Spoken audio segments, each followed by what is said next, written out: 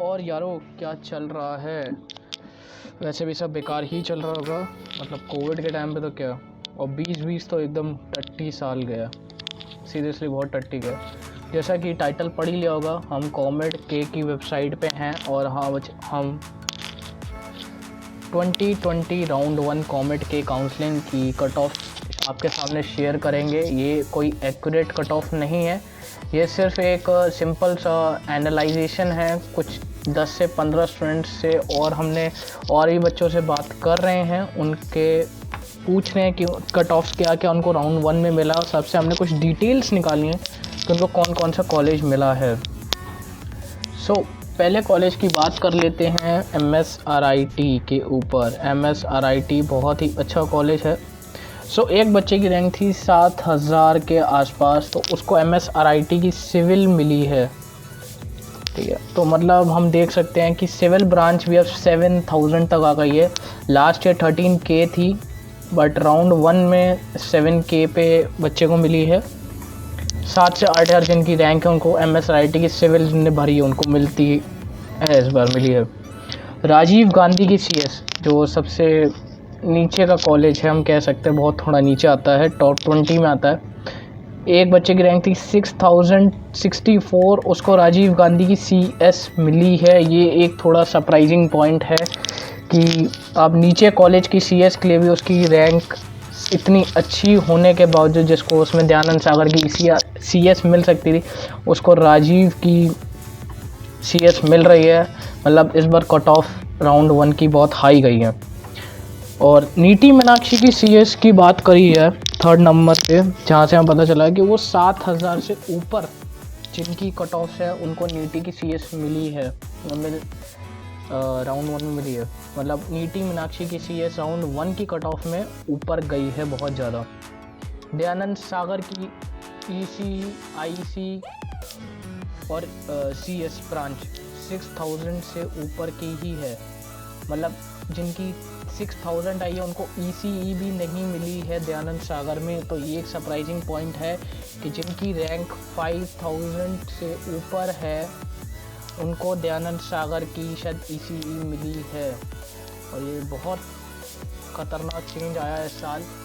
कह सकते हैं राउंड 1 की जो कट ऑफ्स गई हैं कुछ ज़्यादा ही हाई गई हैं। मतलब 2019 के जो हम देख सकते हैं वो उनसे तो बहुत ही हाई गई हैं, आप कह नहीं सकते कितनी हाई गई है। हमने कुछ और भी कॉलेजेस का पता करा है जिनने MSRIT की सिविल भरी थी, उनकी रैंक अगर 5000 के आसपास है तो डेफिनेटली आपको MSRIT की मैकेनिकल मिली होगी, क्योंकि मेरे ख्याल से वहाँ तक कुछ बच्चों को मिली है, तो वो ठीक है। और CS और ECE की इस बार ऊपर गई है बहुत ज़्यादा, सारे कॉलेजों की CS IT ऊपर गई है, टॉप 20 कॉलेज। जैसे राजीव गांधी का आपने सिनेरियो देखा। क्वेश्चन ये आता है कि इतना ऊपर क्यों जा रहा है। बेसिकली यहाँ पे ये हो रहा है 2020 के मॉक अलॉटमेंट में एक बच्चे को राजीव की ही CS मिली थी, वही सेम बच्चा, और उसको राउंड 1 में भी CS मिली है। आप कह सकते हो इस बार का जो मॉक है वो कुछ ज़्यादा ही एक्यूरेट निकला, कुछ बच्चों के लिए, कुछ बच्चों के लिए नहीं। कुछ बच्चों को सरप्राइजिंग पॉइंट मिलने को मिले कि ऊपर मिल गया, कुछ को नीचे मिल गया, या कुछ को तो मिला ही नहीं। ऐसा क्या हो रहा है कि कॉमेड के में सीटें बिक गई हैं? जो भी अफवाह हैं, जो भी मिथ्स हैं, वो नहीं है कि सीटें वीटें कुछ नहीं बिकी हैं, वैसे वो बेच नहीं सकते हैं। एक पॉइंट ये है कि इस साल जो ड्रॉपर्स हैं और जो कॉलेज में आ चुके हैं, क्योंकि हमें पता है सबके कॉलेज ओपन हो गए, ऑनलाइन क्लासेस हो गई हैं, जोसा की काउंसलिंग ख़त्म हो चुकी है, UPTO की काउंसलिंग ख़त्म हो चुकी है। इतनी सारी काउंसलिंग के बाद जब एंड में जब कॉमेड के की हुई है, तो ये बच्चे बस अपना टेस्ट कर रहे हैं कि आपको कितनी मिल सकती है काउंसलिंग में। उनने बस एक टेस्ट करने के लिए कि हम कहाँ लाए करते हैं, फॉर्म फिल कर दिया था बहुत पहले, और अब काउंसलिंग में पार्टिसिपेट कर रहे हैं, जिसकी वजह से जो डिज़र्विंग कैंडिडेट हैं और जो रियली में कॉमेड के में पार्टिसिपेट कर रहे हैं और जिनको रियली में कॉलेज चाहिए, उनको थोड़ा सफ़र करना पड़ रहा है। But after round 1 things got change, because round 1 में जैसे ही आप आगे बढ़ते हो आपको 50,000 का देना पड़ता है fees, as a college fees. कई बच्चे राउंड 1 के बाद फ़िल्टर हो जाएंगे। जो ये फ़ीस है ये एक तरह से फ़िल्ट्रेशन का काम करेगी, और उसके बाद जो रियल में कैंडिडेट्स हैं जिनको लेना है उनको उस रैंक पे, जो लास्ट ईयर की रैंक है उससे कंपेयर करके शायद वो कॉलेजेस मिल जाए। हम आगे बढ़ते हैं। तो राउंड 1 में जिन बच्चों को कॉलेजेस मिले हैं उनके लिए क्या क्या सीट्स अवेलेबल हैं। आज हम इंजीनियरिंग लॉगिन पे जाते हैं। मेरे पास एक बच्चे का फॉर्म है, उसकी हम फॉर्म पे जाते हैं, कैंडिडेट लॉगिन है।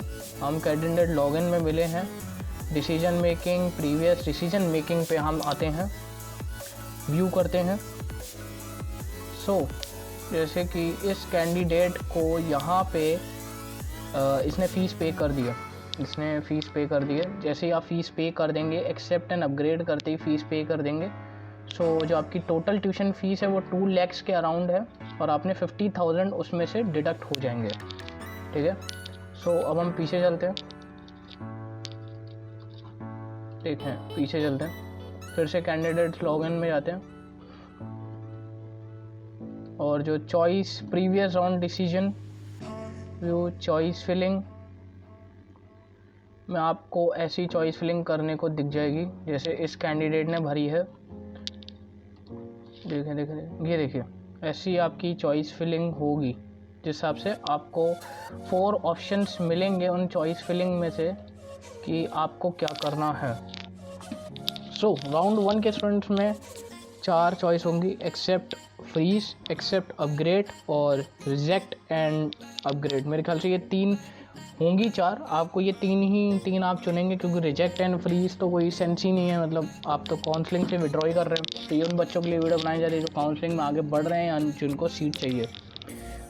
माजरा ये है, जो एक्सेप्ट एंड फ्रीज करते हैं उनको 5,000 रुपये तुरंत उनको देने हैं, और उनको उस कॉलेज का सीट अलॉटमेंट लेटर मिलेगा, सीट मिल जाएगी उस कॉलेज में आपको, जिस कॉलेज को आप फ्रीज करते हैं। और आप फर्दर राउंड 2 में पार्टिसिपेट नहीं कर रहे हैं, ये आप कह रहे हैं एक्सेप्ट एंड फ्रीज करके। एक सिंपल सा ऑप्शन था। जो मोस्टली प्रॉब्लम आ रही है बच्चों में वो आ रही है कि एक्सेप्ट एंड अपग्रेड में क्या करेंगे। एक्सेप्ट एंड अपग्रेड में आप कॉलेज की सीट ले रहे हैं, 50,000 भर रहे हैं वहाँ पे, और फिर बेटर राउंड आगे जा रहे हैं ताकि आपको एक बेटर कॉलेज और एक बेटर ब्रांच मिल सके। यहाँ पे एक अपडेट और है कि कई बच्चों में था कि हम प्रेफरेंस ऑर्डर एडिट कर सकते हैं या नहीं।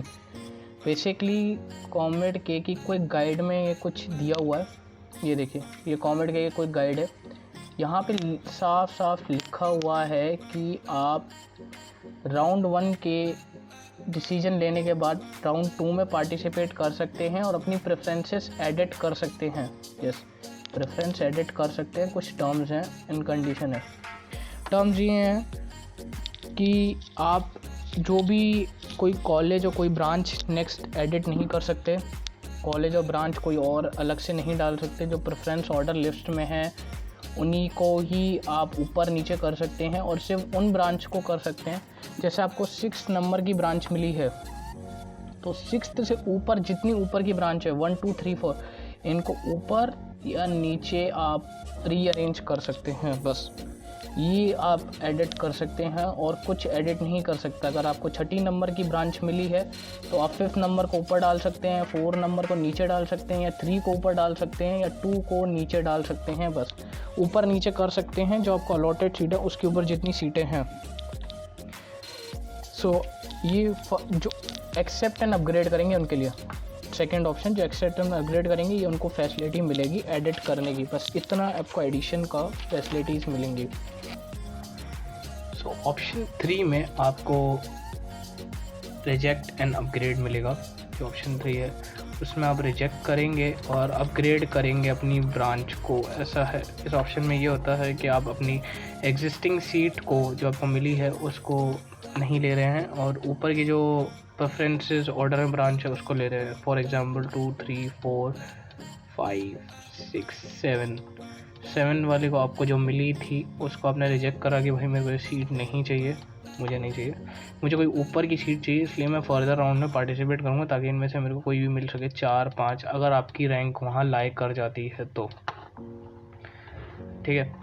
तो इसमें आपको 50,000 नहीं देना उस टाइम पे आपका पेमेंट विंडो नहीं खुलेगी 50,000 की, जब तक आपको सीट नहीं मिल जाती। ये सिर्फ एक्सेप्ट एंड फ्रीज और एक्सेप्ट एंड अपग्रेड वालों के लिए है। At the end of the video बस इतना ही बोलूँगा कि 5 दिसंबर लास्ट डेट है भाई, जल्दी कर लो। 5 दिसंबर तक आपको क्या तो ऑफलाइन रिपोर्टिंग करनी पड़ेगी या ऑनलाइन रिपोर्टिंग करनी पड़ेगी। देखिए मैं थे कि ऑफलाइन करनी है ऑनलाइन करनी।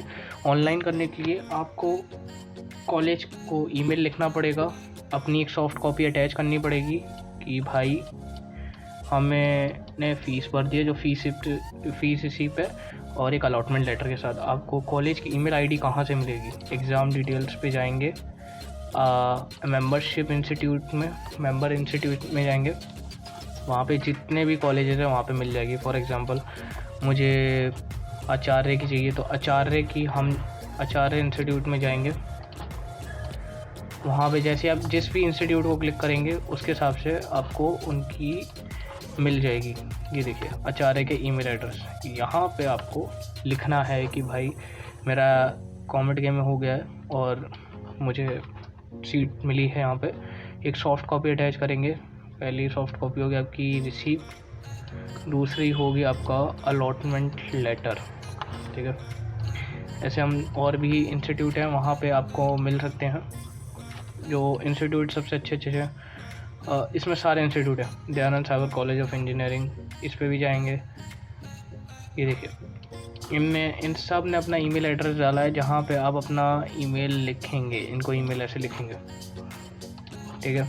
And thanks for watching the video. Like करें, सब्सक्राइब करें, शेयर करें, जो बहुत जल्दी बनाई है। सॉरी फॉर द वॉइस, मुझे पता है बैकग्राउंड वॉइस बहुत ही बेकार आई है, बट ये जल्दी बनाई है, एक इन्फॉर्मेटिव वीडियो बनाई है। प्लीज़ शेयर करना और जिनको भी डाउट्स हैं कमेंट बॉक्स में बताना। Thank you.